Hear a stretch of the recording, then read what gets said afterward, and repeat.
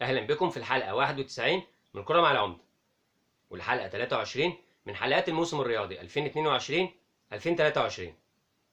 طبعا في ناس كتير كانوا قاعدين النهاردة مستنيين يشوفوا أوستن أموتو، لاعب النادي المصري سابقا ولاعب نادي الاتحاد السكندري حاليا، وهو عمال يحط فينا أجوان عشان يطلعوا يهاجموا مجلس الإدارة اللي سابه وخلاه يمشي، وبالمرة طبعا يهاجموا حسام حسن المدرب الفاشل اللي مش عارف يحط خطة يوقف بيها خطورة أموتو الرهيب.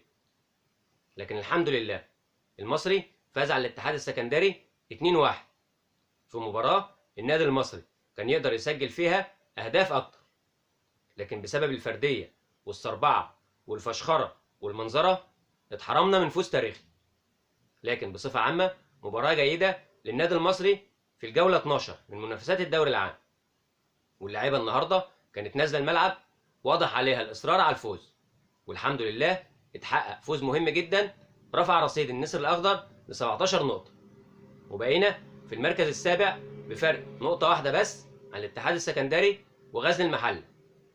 أصحاب المركزين الخامس والسادس برصيد 18 نقطة، وبفارق 6 نقط عن بيراميدز صاحب المركز الرابع برصيد 23 نقطة.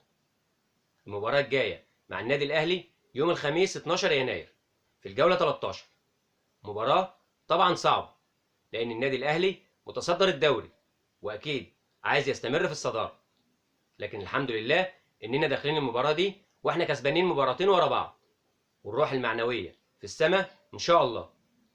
واحتمال كبير في الأيام الجاية نشوف ونسمع إشاعات كتير عن النادي المصري ولاعيبة النادي المصري والجهاز الفني للنادي المصري، بغرض طبعا تشتيت اللعيبة والجهاز الفني وإثارة الجماهير قبل مباراة الأهلي. وعشان كده يا ريت جمهورنا العزيز ما يعملش شير لأي حاجة مش مكتوبة في الصفحة الرسمية للنادي المصري أو مش متقالة على لسان الأستاذ رجب عبد القادر، لأن إحنا الحمد لله فرقتنا فائت، وأكيد في ناس كتير هيحاولوا يوقعوها لأغراض شخصية. وعشان كده يا ريت جمهورنا يكون حذر الأيام الجاية وهو بيتابع أي أخبار للنادي المصري.